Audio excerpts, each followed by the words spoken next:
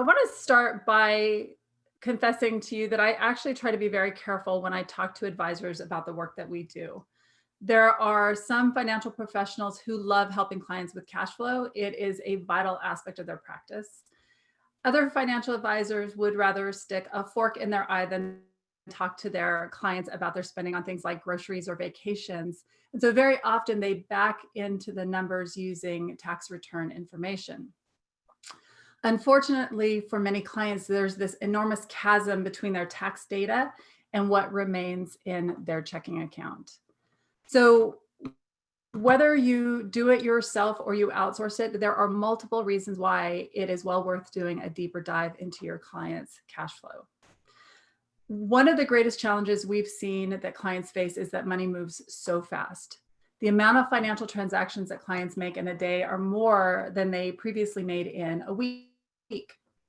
Spending's rapid fire. It's rapid fire for all of us, right? But on top of that, over the last 30 years, the advances in banking and technology have done little to help.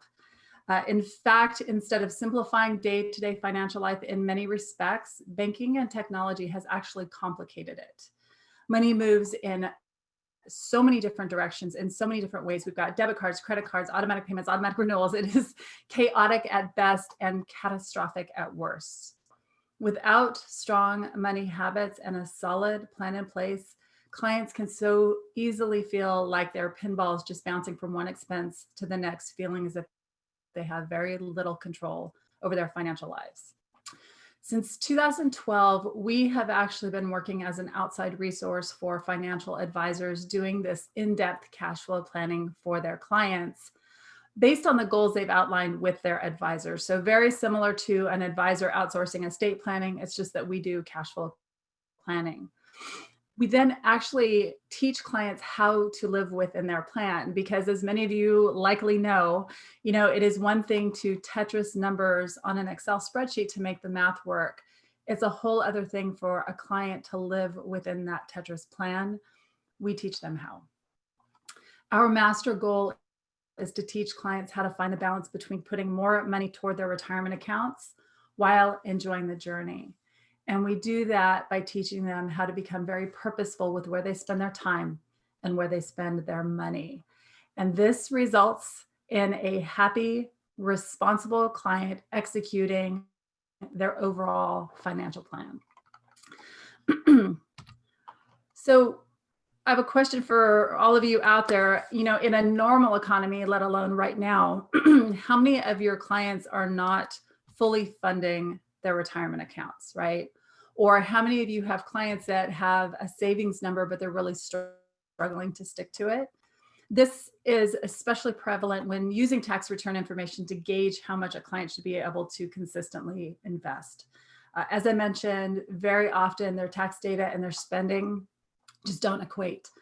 So a few years ago, we went back through every spending plan that we had worked on, and we found that the median average that we were able to help clients to repurpose was an additional 13.46% of their income, to be precise. So that amount that we found to repurpose, that's on top of what they were already saving. That's on top of their bills. It's on top of spending, getting the kids to Disney World, for example. This was simply money that had just been hanging around or was being spent without real purpose prior to having a spending plan.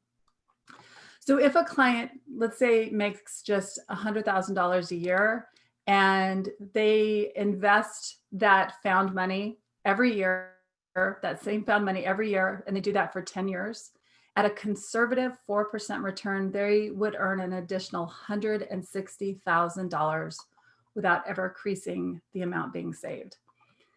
This is achieved by having a plan and teaching them how to be purposeful. It's just very simply done. So that's an example for one client. And what I ask is, what would it look like for your practice if every single one of your clients maximize their investment similarly? So for a client, from their perspective, their day-to-day life is based on their cash flow, right? It funds their entire world. Their lived experience is, how much money do I have to spend? And unfortunately, there are just far too many clients that have no idea how much they're spending. And some, depending on how money comes to them, the way that they earn their money, some of them are not fully aware of just how much money they really are earning. Clients' short and long-term goals, those are at the heart of spending plans. So the plan helps them achieve their goals so much faster because they're moving toward them in a much straighter line than if they had no plan in place at all. And then in working with clients, our system entails helping them find and repurpose money to build that strong financial foundation, but to do that while they're enjoying the journey. We show them how to balance their future goals with the life that they want to live right now. And this all boils down to showing them how to become more purposeful in their spending. And what we find again and again and again is that a byproduct of clients streamlining their spending is a significant increase in their quality of life because they're living and spending purposefully every single day. So in this session, what I'm going to show you is some of the ways that we work with clients to help them to gain control of their cash flow, all of which you can take and run with in your own practice. All right. Now, this may feel a bit like information by fire hose regarding our agenda, but I'm actually unapologetic. There are so many elements to cash flow planning that with today's material, I'm just scratching the surface. There are multiple different presentations we have out of this. This is Cash Flow Planning 101. So what I'm going to go over today is I'm going to break down the key components of our spending plan formula. I'll go over why we find that clients overspend and bleed money and how you can help them. I'll explain the impact of their schedules on their spending. I'll show you how to help clients find additional money for their short and long-term goals, one of my favorite parts of my job. I'll give you a few suggestions for how to help clients with behavioral spending issues. I'll explain how we help clients in transition, those who are recently widowed, those going through divorce, for example. And then I'm going to also explain the importance of spending plans for retirees. All right? Okay. So who needs cash flow planning? Well, my pat answer would, of course, be that everybody needs cash flow planning, but that's actually not true. A better answer would be that just about everyone would benefit from the process because the clarity that it gives is invaluable. However, there are several demographics that greatly benefit from the process, including your Henrys, so your high earners, not rich yet clients, those in transition, your clients going into retirement, your clients that are very goal driven. And so based on these particular categories, out of that, we believe this represents about 20% of most firms' client base. So giving your clients a plan for how to find that balance between saving for the future while enjoying the present is a value add that they're going to experience every single day. And it also strengthens your overall client base. Okay. So let's talk about spending plans. Now, you can call it a budget. We prefer to call it a spending plan because that is the intention of the document, to create a blueprint for where clients spend their money, or want to spend their money, I should say, over the course of the next 6 to 12 months. And that starts by helping them to capture income, because often money is coming to clients in the form of bonuses, profit from small businesses, commissions, but clients, if they don't have a plan for it to capture that money and focus it on their goals, it too often just gets frittered away. And I'm going to talk about how we capture this intermittent income as well as pay raises towards the end of today's presentation. Okay. Very much like those of you that are doing cash flow planning, we break up the essential expenses from the lifestyle expenses. We also break their spending plan down into monthly versus intermittent expenses. For most people, their monthly expenses are manageable, right? They've got it covered, it's routine. But in our experience, it's the intermittent expenses such as property tax that isn't escrowed, car repairs, summer camp, veterinarian visits that don't make it onto people's budgets that clients struggle with. And so without a plan, those expenses too often end up getting paid out of an emergency fund, put on a credit card, or is paid through draws from investments. And depending on their situation, those expenses can throw them off for a few months, which just dominoes other expenses, and it goes on and on. So with clients, we spend a significant amount of our time working with them to anticipate to the best of our ability what their intermittent expenses will likely be in the coming year, and then create a savings plan to help them manage those expenses. This goes a long way to helping them to keep their emergency fund and their investments intact. All right. So when we work with clients, most often an advisor will tell us how much we need to find in order for them to achieve a long-term goal, right? Or what their long-term goals are, multiple goals, such as retirement or college savings. We build the spending plan around those goals, right? First and foremost. Then we focus on short-term goals, which very often include something fun like travel. Now, in order for them to achieve those fun short-term goals, they need to execute their overall plan, or it gets wonky. It's like the spokes of a wagon wheel. If you take out one spoke, it's just not going to run right. And so what ends up happening is that they achieve or are working towards achieving their long-term goals as a byproduct of focusing on these short-term fun goals, such as travel, right? That's something that they can get excited about because it's much more intermediate for them. And so we're very transparent with clients about this part of the process, and I believe that having them in on it actually helps them to stay focused. Our spending plans, they are zero-sum budgets. Our goal is to give every dollar a purpose. And based on the demographic of clients that we typically work with, there is usually a large sum of money that is left over once we've allocated everything. And the direction that we always give them then is to go back to their advisor so they can discuss the best use of that money. All right. Now, a spending plan is a blueprint or map for where clients want their money to go over the course of the next 6 to 12 months. One thing that we've learned is that from clients' perspective, or most clients' perspective, I should say, that's just numbers on a document, right?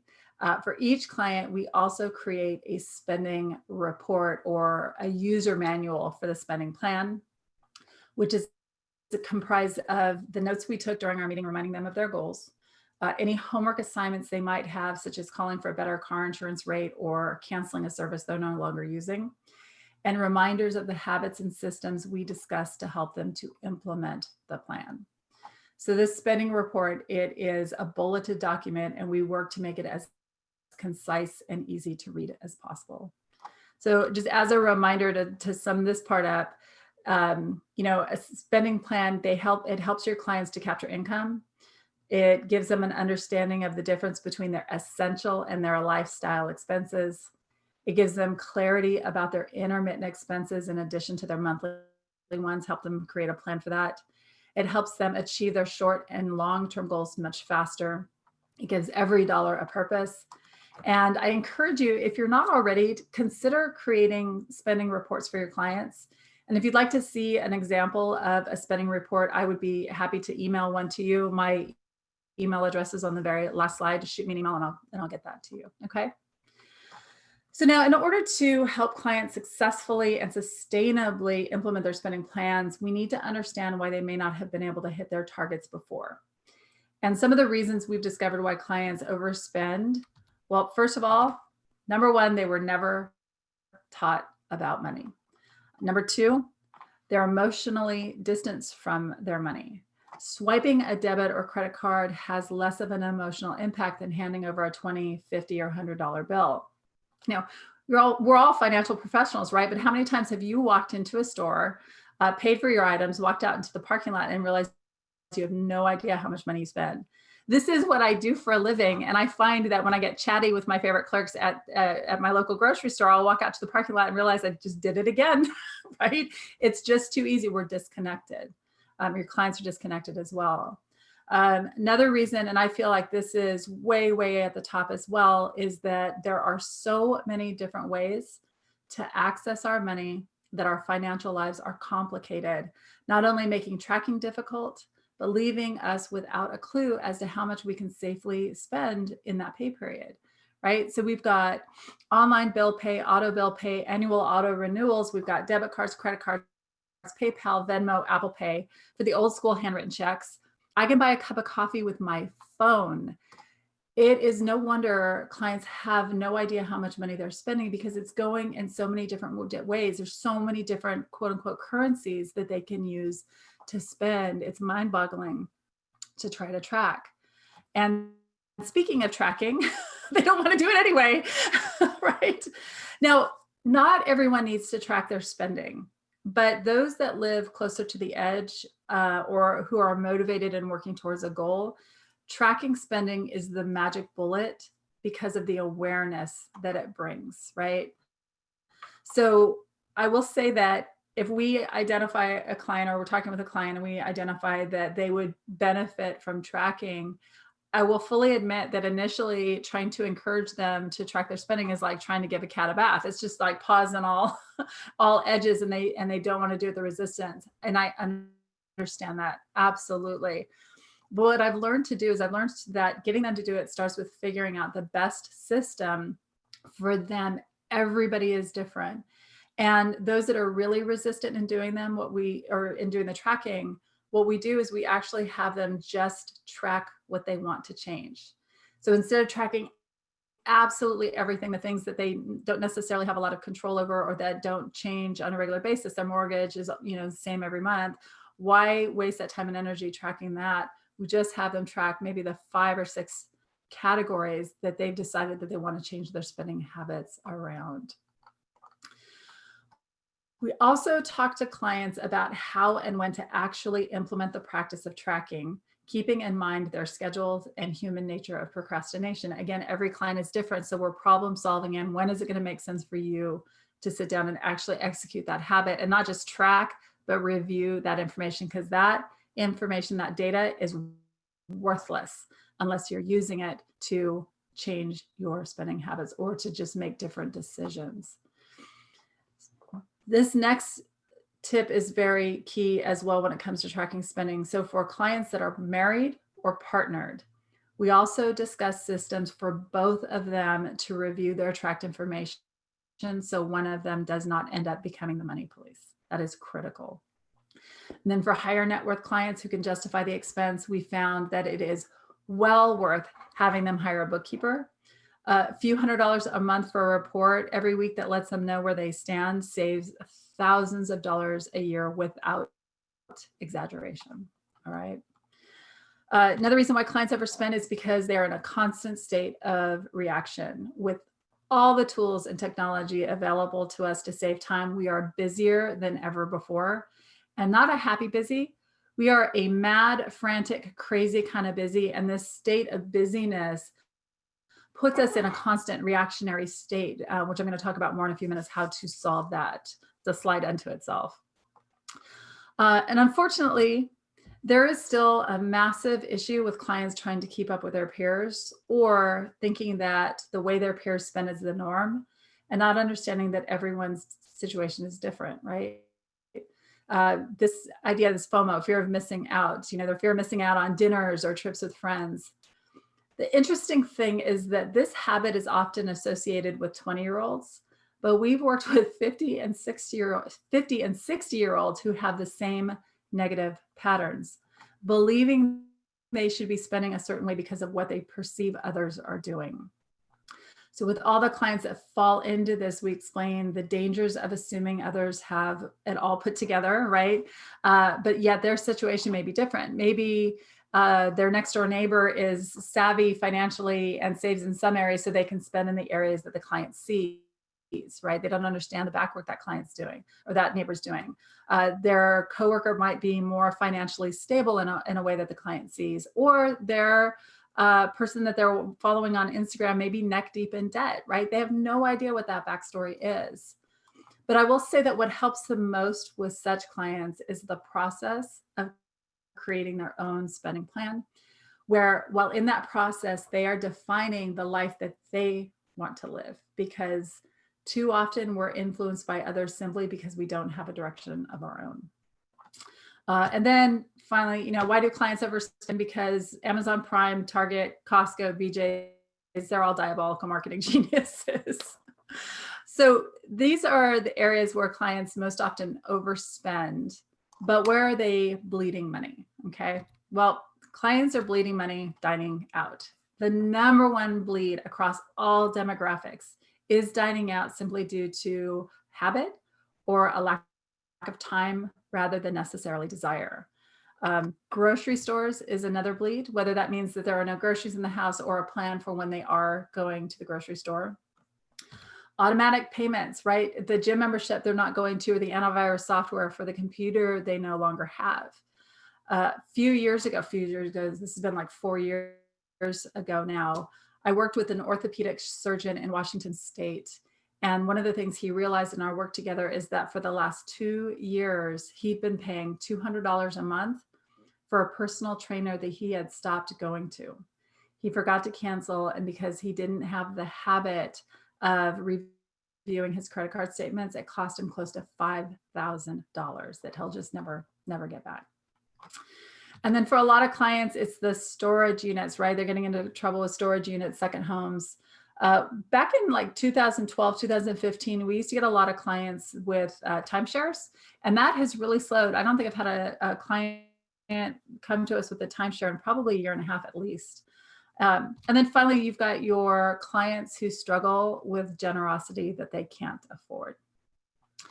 So you'll see in the information I'm about to go over that we go into a tremendous amount of detail with clients to help them to problem solve, to ensure the spending plan we put together for them is implementable and that it is sustainable. If you just identify where they need to cut back, that's not always helpful. Like you can tell them, hey, cut your grocery budget by 20%, but they don't know how to do it. We actually teach them how. Now, I understand that it's not easy for advisors to go this deep for every client, but there may be a few concepts or strategies I'm about to go over that you can propose to help your clients make change, right? In specific situations. So I want to start talking about that reactionary mode that I introduced to you. This is a topic that has become very near and dear to my heart. There's a pattern I've seen where between the ages of 30 to about 50, we're going at a full sprint and not enjoying the journey. Very often, because we're constantly moving at such a high speed, we end up in that reactionary mode, which becomes stressful and expensive.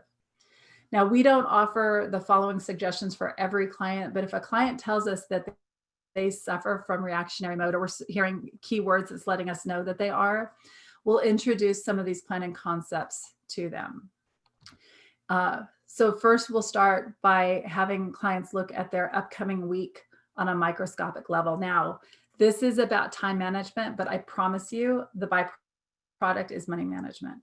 Now, typically we suggest clients do this on Friday mornings. So this is something I implement every single week. I will be doing this as soon as we get off this call or this presentation. But what we do is we have them look at the week up through the following Sunday. All right, they're looking at about 10 days worth of their calendar. And we have them just to check to see if there's anything coming up that is going to cost them more time or money in the next week. Do they have a meeting that they're going to need a suit for that's at the cleaners? If so, put it on their calendar that it needs to be picked up on the way home from work rather than having to make an extra trip. If it's Valentine's Day the following Friday, add Valentine's Day cards to the grocery list so they don't have to make a special trip for their children's class party. Same with ingredients. Are they cooking something for a special event this weekend and need an unusual ingredient? This is the time to be aware of it so they can add it to their list and not have to make a special trip to the store, taking them time. And very often when we're at the store, we're just grabbing extra things, right? So costing them money. Now, it may seem like a waste of time to look at the minutia of the upcoming week, but this process has systematically saved clients hours of wasted time in their week, greatly reducing their stress. Now, each week we also have them look at a higher level at the next 2 to 3 months, right? What birthdays are coming up. This will help them keep an eye out for gifts, get them thinking about it, right? Are they traveling for a holiday weekend? Do they need to make a plane or hotel reservations? It gives them time to search for the best deals. This is one of the savvy strategies that gets them out of that reactionary mode and increases their quality of life. It is the one that former clients have told us years later that was transformational for them. All right, food. Food is the number one area where we are able to help clients save time as well as money. And again, I really do understand that some of you wouldn't be comfortable getting into this level of detail with your clients. But to give you an idea, I've got just a couple of the top suggestions to help clients in this area. And by the way, this is not just your 9 to 5 clients. The doctors, attorneys, private equity executives, the CEOs, the financial advisors that we've actually created spending plans for them and their families, they have asked for help in this area. For so many, they've just come to a point where they're sick of takeout or leaving home for a meal, and they want to get a better handle on dining out, not just from a financial perspective, but from a calorie and from a health perspective. So when it comes to dining out, for most people across the country over the last 30 years, it's become a habit rather than an event. During lunch and after work, clients are wasting time having to go out and get their food. They're foraging for it rather than being able to take a break and relax. This is not a conversation about frugality. Again, it all comes back to a conversation about quality of life. So when it comes to dining out, the one keystone habit to help clients shift that is to create a structure around it, okay? By creating this type of structure, clients have found a new love of dining out with a less is more mentality. So an example would be, most clients, what we find is they want to find a balance where maybe they're going to get takeout one night during the work week when there is more structure to their schedules. And on the weekends, they might decide to go out to one dinner and a breakfast or a lunch when their schedules are a little bit more fluid. Quite frankly, again, this is a guideline. Even if clients are hitting it 80% of the time, they are so much better off from a time and money perspective than if they weren't trying to do anything at all, creating any structure at all, okay? Now, the only way to dine out less often is to ensure that there's actually food in the house. And the way to do that is to make the grocery shopping process as easy as possible. And some of the more common suggestions we make to clients around that is to go weekly. Sporadic grocery shopping makes it so much harder. And I get it. This is not everybody's favorite thing to do, not their favorite errands. But again, we're working with each individual client and family to figure out what's going to make the most sense for them, to create structure on this, to make this an easier process for them, not a more challenging process. So around that idea of going weekly, I actually suggest, and this is a keystone habit, that clients create a non-negotiable day to get to the grocery store to order groceries, okay? We are trying to fit this critical errand into an ever-moving calendar instead of deciding that on Tuesdays, and by the way, across the United States, Tuesdays is one of the quietest days to go to the grocery store. Tuesdays after work, and blocking that time on the calendar and then fitting everything else around that. Again, that very critical errand. That one habit of putting grocery shopping on the calendar has saved clients thousands of dollars a year, thousands of dollars a year, and so much time, energy, and effort. I worked with a family in my hometown of Fresno. This was probably 8 years ago. We not only ended up saving them $750 a month on food overall between dining out and groceries, but we saved them about 3 hours in their week because they stopped having to forage for food, which was just their constant. That $750 a month savings, it also took them off a roller coaster that they were on of putting vacations and Christmas on a credit card, paying it off with their tax refund, and then doing it all over again when they walked out the door to go on vacation. So for some clients, it really does make perfect sense to pay a fee to have groceries delivered to their home or to participate in meal delivery programs like Blue Apron. It's about working with each individual to figure out what strategies are going to fit for their particular lifestyle, desires, and their schedules. All right. I'm gonna miss that slide. All right, so let's talk about monthly and annual transactions as automatic transactions. Subscriptions are the holy grail of business models. If I could figure out how to do it for the Savvy Life, I would in a heartbeat. But this is where we're getting ourselves into trouble is we have this, we get a subscription to something and then we forget about it, or after we're not getting the most value out of it, we're not canceling. And so we suggest clients become vigilant about monitoring what they're actually taking advantage of. And if they're no longer using a service or getting value out of it, to cancel it. So we have them ritualistically review their bank and their credit card statements. It takes minutes. It takes minutes, but like that client that I told you about in Washington State, that could have saved him $5,000 by taking a couple of minutes when a statement comes in and just taking a look at it, or when you get the notice from your credit card company that the statement's in, to go online and to take a look at it, right? Yes, it takes time to do, but without being vigilant, it ends up costing us. All right. And by the way, these automatic monthly subscriptions, that also includes your storage units. Okay. We need to be mindful and conscious. Although we know that we should be doing these things, it's money 101, right? But we're not. Hence the need to create rituals to execute these habits. All right. So many of the clients that we work with and that we have worked with over the years are gift givers by nature, unfortunately, to their deficit. This is not an easy conversation to have. What works, or I should say that what doesn't work for gift giving clients is to tell them to just stop. They can't. Gift giving is a part of their identity. It's in their DNA. However, acknowledging that gift giving is a part of their personality, an expression of who they are, is an excellent start. I found that this acknowledgement helps them reframe their gift giving. I honestly don't know why, but it really does help.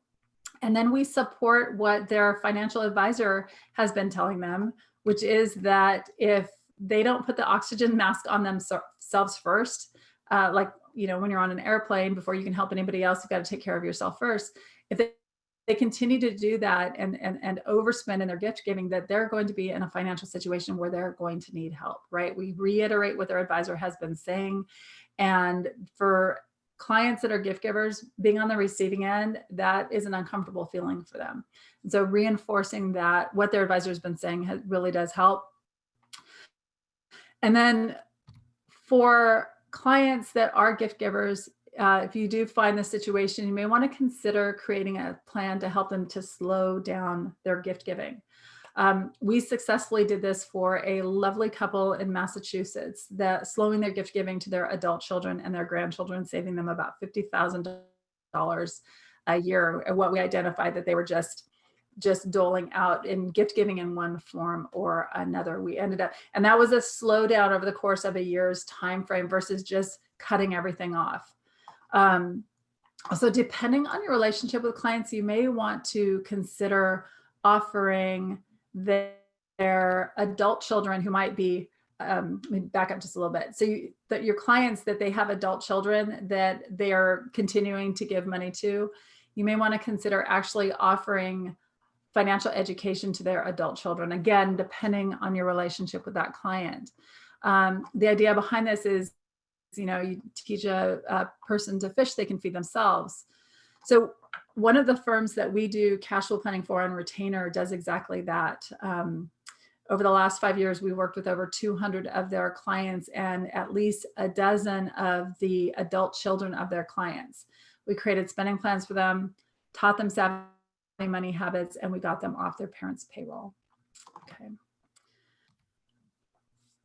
I promised to tell you or talk to you a little bit about helping clients with behavioral issues. So earlier, we talked about a lot of the reasons why clients overspend. A lot of that is more habit-based. This is more behavioral-based. I actually have an entire presentation on this particular topic. It's the, it's the graduate presentation of this one, but I do want to touch on it a little bit because this comes up again and again with clients. We probably work with maybe 1 out of every 8 clients we work with. We've got to go a little bit deeper in helping them to change some of their spending behaviors. Now, with every client we work with, we're trying to help them understand what their carrot is. What is it that what they really want? And what we find is that with clients with behavioral issues, they may say that their carrot is one thing, but their spending behavior says something completely different. It takes time, but by listening and asking questions, you begin to be able to read between the lines and often pick up what they're not saying.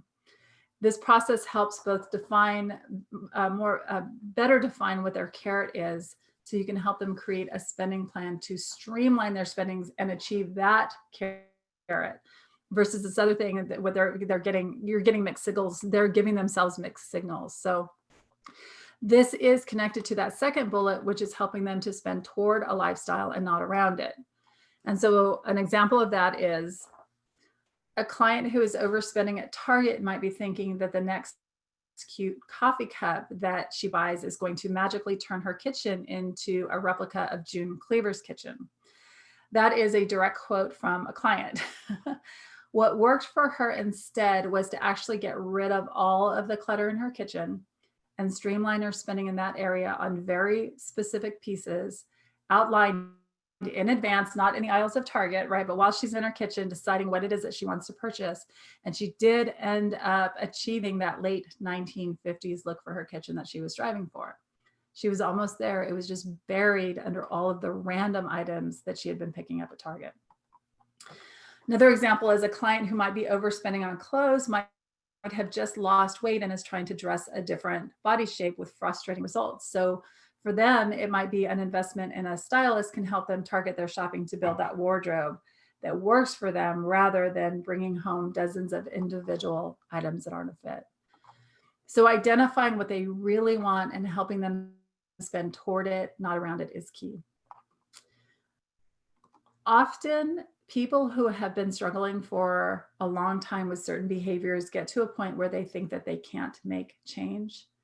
It is really important when they do make a positive step, no matter how small, that they acknowledge it and use it as a stepping stone. And you can help them do that authentically, right? It's just giving them a chance to really, to when they do make a good move, for them to realize, yes, that's a move in the right direction. If they don't look back at what they've achieved, it can feel like they're not making any progress at all. And this goes a long way in helping them to change their identity to the type of person that executes those positive money habits. And then accountability plans is a huge part of what it is that we do. We are humans and we need deadlines. So outlining an accountability plan with a client who has struggled increases their probability of a success, but you have to keep it simple. So create deadlines to complete certain tasks, create check-in points, even if it's just an email or a quick call. It is critical, though, to keep the nature of the accountability plan positive, or they'll feel like they're being punished, even if that's not your intention. And I cannot talk about helping clients with behavioral spending issues without acknowledging the books, The Power of Habit and Atomic Habits.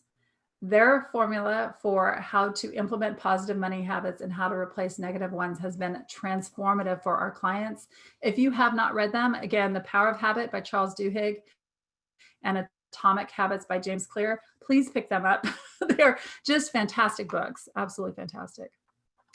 All right, I want to talk about identifying money for clients' goals, one of my favorite parts of what it is that we do.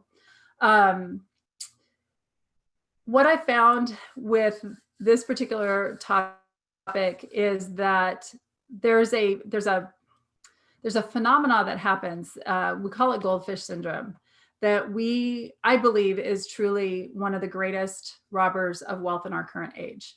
Money comes to clients in 26 pay periods, commissions, bonuses, pay raises, but clients don't capture that. What we have a tendency to do is we have a tendency to increase our cost of living with every pay raise, right? So while a goldfish may grow, you put it into a bigger bowl, it may expand to the size of that bowl. We have a tendency to do the same thing with our income. And it really starts innocently enough. We might get a nicer car, bigger house. We might go into our initial career, right? Get that first significant pay raise, and we're replacing our beat up car with a reliable car. next pay raise, we're going to get our first house. It's all great. It's what we should be doing if that's what our goals are. But then what ends up happening is as we continue to get pay raises, we are buying nicer cars, bigger houses, second homes, boats, motorcycles. All of these things come with a monthly bill, increasing our cost of living and keeping us in a state of feeling like we're living paycheck to paycheck 20 years into our career. The way to avoid goldfish syndrome is to implement the 50% rule. So as your clients receive pay raises, bonuses, commission checks, business from profit, they're going to take 50% of that money and they're going to put it toward their retirement or wealth building accounts, meaning they're going to hand that money to you, their financial professional. The other 50% they get to spend on whatever they want with one hard, fast rule. They cannot spend that money on anything that will create a bill. They cannot increase their cost of living. Now, obviously, this is a rule of thumb depending on a client situations. The percentages can vary. But I love the 50% rule so much because to me, it is the embodiment of savvy living. It helps build a client's financial foundation while they are enjoying the journey. Now, while spending plans help clients in their current financial situation, when we teach them the 50% rule, it trains them to be excellent stewards of their money now and for the rest of their lives and your relationship with them. They're trained to be excellent clients. The ultimate goal is to hit a point sooner rather than later where their cost of living continues to decrease as their income increases and capture a significant amount of that surplus for their long-term goals. So just as a recap, help your clients to become aware of goldfish syndrome so they can avoid it, and then introduce to them the 50% rule so they can execute it. All right. Let's talk about clients in transition. This is, over the years, we've worked with so many clients that are recently widowed, they're going through divorce, they're inheritance winners, inheritance recipients, lottery winners, new parents. Most recently, we've been working with a lot of clients that have had their income challenged with COVID, right? They may have had their income cut down during this time period.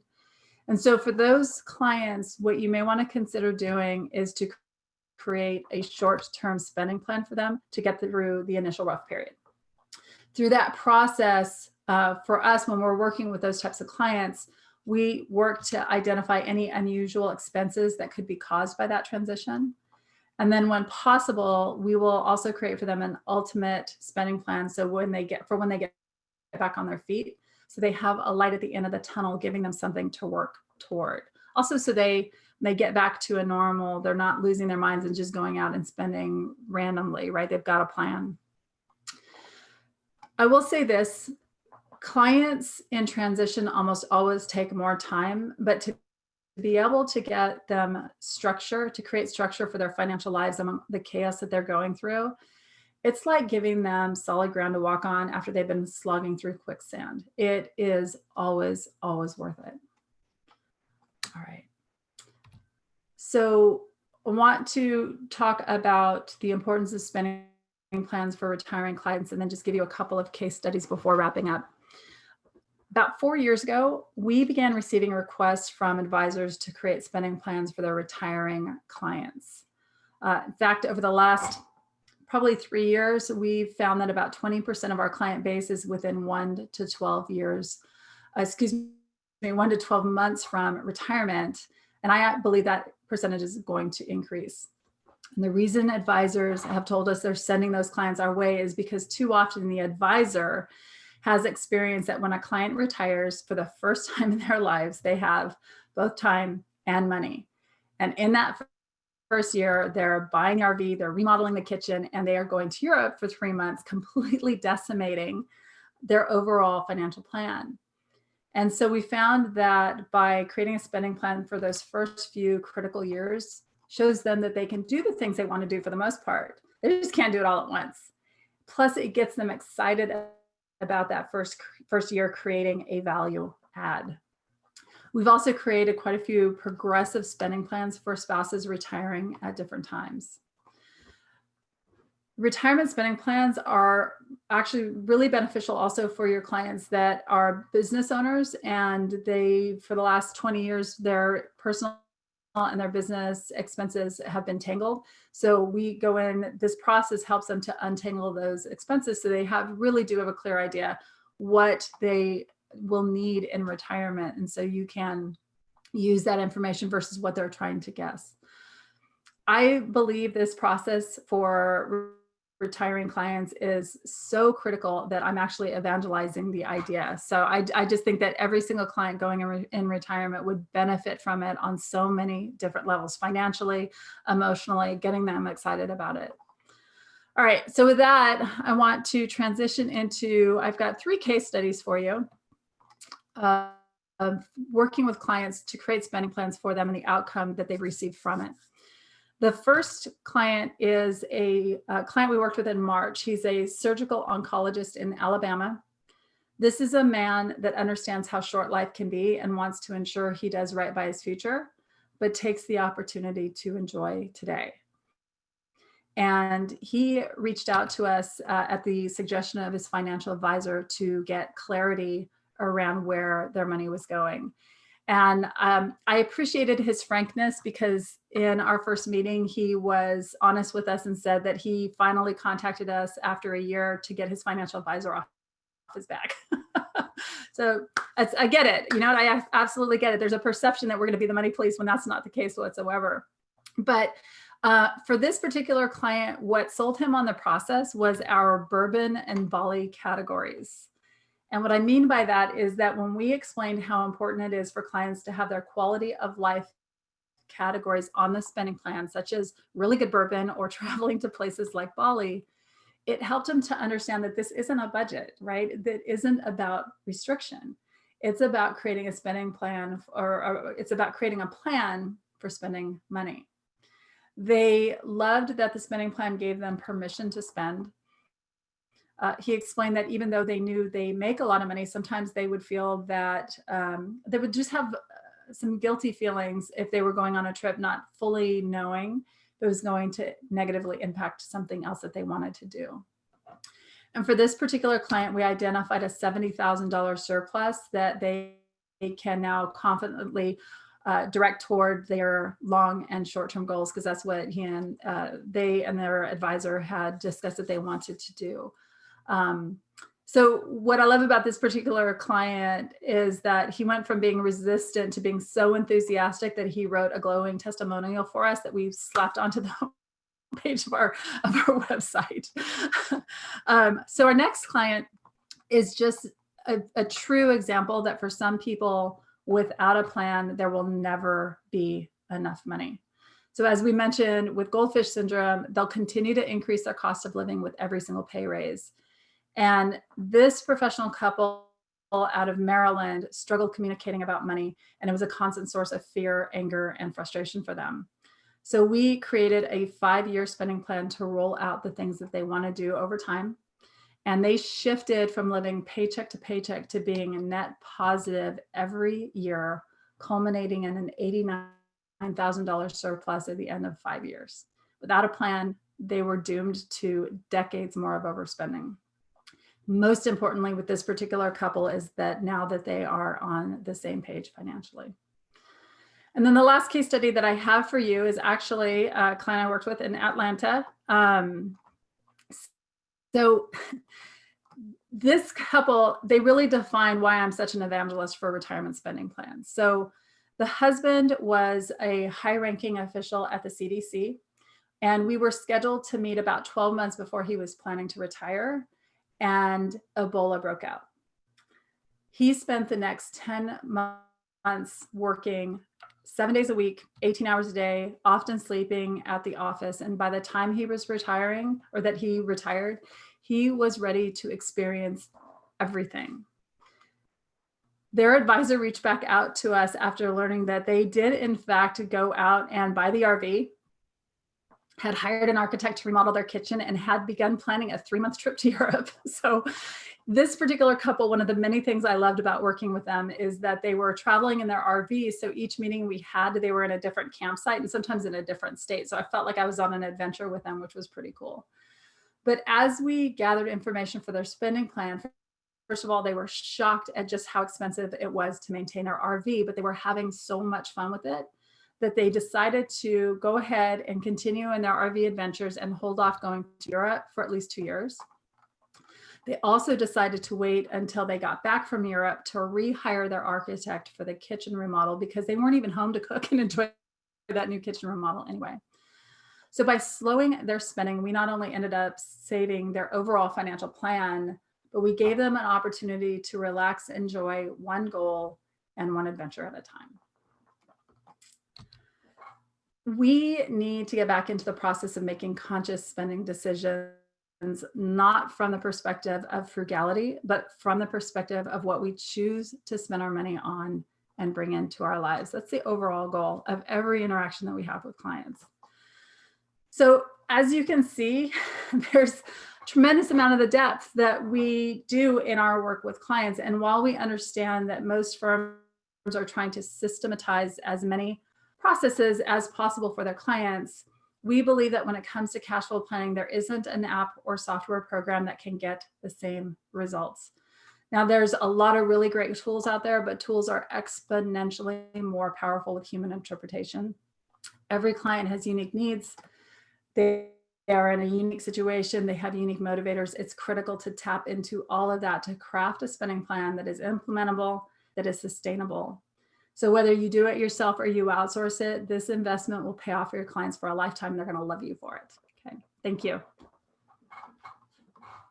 Thank you, Melissa. That was amazing. It's fascinating to just see the level of detail that we as advisors can take our cash flow planning, our spending plan. I was about to say budget, but our spending plan to the next level. We have a lot of questions here. We have a lot of questions here. So guys, I would like to address all the questions. So if we go over 12 o'clock, just know it'll just only be by a few minutes, and you can always log off if we're over that time. But I want to make sure we get all these great questions in. So the first one that we have here is, so you did not use the words fixed versus variable cost or discretionary and things of that nature. I think you used essential or non-essential. Is it more of a behavior reason why you didn't use those words, or I guess what's the reason for it, if there is a reason? Yeah, it comes down to the beauty of the English language is there's so many different words for so many different things. And that's just something that we attached to pretty early on. Quite frankly, it's been so long that we've been using those terms.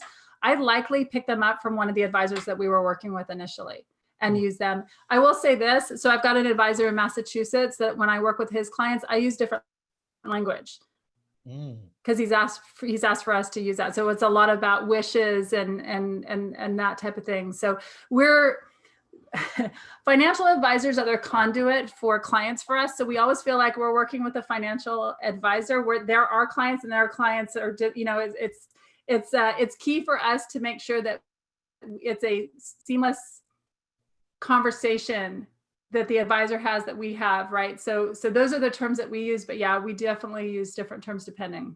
All right. Well, that's awesome.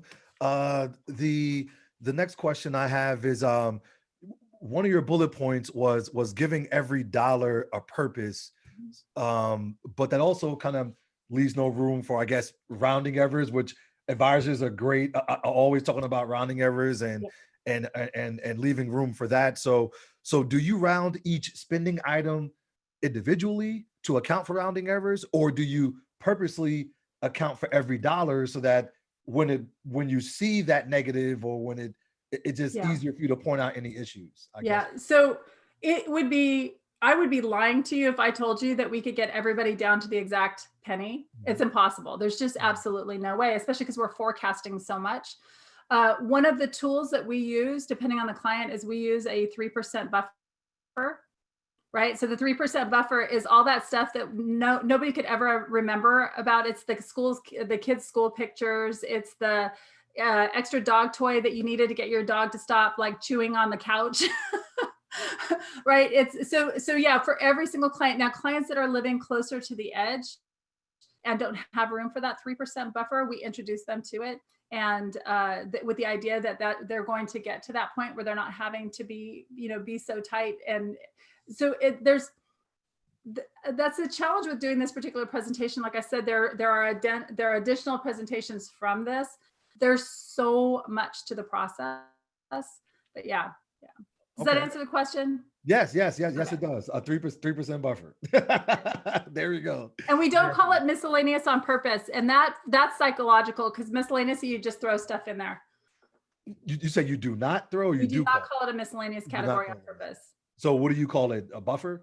We do call it their 3% buffer, because miscellaneous, there's just something about that word that makes us it's just too easy to not, well, that's just a miscellaneous category. And so we're not thinking, we don't put the same purposefulness and intention into miscellaneous purchases that we would in just like where am I going to put this? It's a little thing, but we found that it really does make a difference. Well, no, wow, I can see that. We're going to jump to probably the expenses here. Looks like there was a couple questions about regarding the dining out and food, I guess. So one here is, clearly you feel that food and eating is a major hinge on financial success. Any specific best practice or documents, et cetera, available to share when it comes to the food category, if you will? Or dining out category, I guess. So we actually teach one of our services is we actually have a Savvy Living webinar series. It's 7 webinars on all these different areas, and food is an entire hour-long session in itself, because there's so much to it. And one of the things I want to be very careful of is that food isn't where we always cut, because there are foodies that we work with. I'm Portuguese, my husband's Italian. Food is a huge part of our, we love cocktails and we love meat. I bake. So it's not about randomly cutting that out. It's evaluating. And there's for most people, this is an area where they're just doing so much out of habit versus intention. If you're a foodie, you better be enjoying that meal, right? That's the idea behind it. But as far as just like one example that I can give you about helping clients around that, it's tough because it's less about food and it's more about intention and purposefulness. Okay, so that's probably a great segue to this next question. So what's your advice for individuals who eat more fresh, non-processed things? Yeah. And because the shopping once a week can be hard, because it can you can buy the food, and then obviously the food won't last 7 days, like fresh vegetables or fresh herbs. You mentioned your husband's Italian, so things of that nature. So I guess, what's the workaround for those individuals? And in my practice, I'm starting to see more individuals go to the Sprouts and the Whole Foods and DeKalb Farmers Market. Yes. It's a big issue there for me. Yeah. So here's what I love about that question. It demonstrates how important it is to have an individual plan for each client. Now, while I talk about, because I've got one slide and one bullet to talk about grocery shopping. Yeah. So the keystone habit is 1 day a week, but depending on a client. So for me, I go to the grocery store on Tuesdays and Fridays. I split my week up. And that allows me to get, fresh produce. But I'm in a suburbia. It's easy for me to get to the grocery store. I've got clients that live out in the country. It's a different situation. So what I love about that question is it demonstrates that there is no one size fits all answer. There's no app, there's no software program that gets to this level of detail and problem solves. And that's my favorite part of what we do. The numbers are easy. The numbers, there are apps and software programs for. The problem solving for individual clients, because they're in the trenches, that's what we do. That's therein lies the value. And being outside of the trenches, that's what an advisor can help with too. So I apologize because I didn't necessarily answer the question so much as demonstrated that there's such a need for this, because clients really are struggling. So no, I totally think you answered the question, because I'm sitting here like, how can somebody do that once a week? That's like you said, that's a foodie and love fresh produce, or is more of like a vegan or pescatarian and things of that nature. Things that the fish, unless you want to keep eating frozen fish all the time, right? Yeah. So but you answered the question. No, you definitely answered the question. Excellent. The change gears here. Can you share how you obtain clients and assess fees? How do we get clients? I guess through advisors you mentioned, right? Yeah, most of our clients come from financial advisors on referral.